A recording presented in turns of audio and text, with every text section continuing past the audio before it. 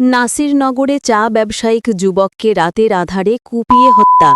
ব্রাহ্মণবাড়িয়ার নাসিরনগর উপজেলায় ফাউন্দাউক ইউনিয়নের আতকরা গ্রামে চা ব্যবসায়ীকে ঘর থেকে তুলে নিয়ে নৃশংসভাবে হত্যা করে দুর্বৃত্তরা। শনিবার গভীর রাতে উপজেলার ফাউন্দাউক ইউনিয়নের আতকরা গ্রামে বড় আঁটি নামক এলাকায় এই লোমহর্ষক ঘটনা ঘটে। নিহত ব্যবসায়ীর নাম মোহাম্মদ রহমান মিয়া ৩০।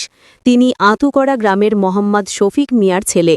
জানা যায়, প্রতিদিনের মতো দোকান বন্ধ করে রাত আনুমানিক ১টার দিকে নিজ বাড়িতে ফেরেন রহমান মিয়া। বাড়িতে এসে স্ত্রীকে রাতের খাবার প্রস্তুত করতে বলে টয়লেটে যান তিনি। টয়লেটে যাওয়ার ৮ থেকে ১০ মিনিট পর তার স্ত্রী আকস্মিক চিৎকারের শব্দ শুনতে পান। দ্রুত ঘটনাস্থলে ছুটে গিয়ে তিনি দেখেন বাড়ির পাশেই রহমান মিয়াকে হত্যা করে ফেলে রাখা হয়েছে এবং দুর্বৃত্তরা পালিয়ে গেছে। ঘটনার পরপরই স্থানীয়রা তাঁকে উদ্ধার করে নাসিরনগর স্বাস্থ্য কমপ্লেক্সে নিয়ে গেলে কর্তব্যরত চিকিৎসক তাঁকে মৃত ঘোষণা করেন।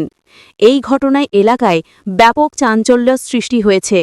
কী কারণে এই হত্যাকাণ্ড ঘটানো হয়েছে তা এখনও স্পষ্ট নয়। এই মর্মান্তিক ঘটনায় নিহত রহমান মিয়ার পরিবারে শোকের ছায়া নেমে এসেছে। স্থানীয়রা দ্রুত হত্যাকারীদের দ্রুত গ্রেফতার ও দৃষ্টান্তমূলক শাস্তির দাবি জানিয়েছেন। নুসরাত জাহান, বেলা টিভি, নাসিরনগর।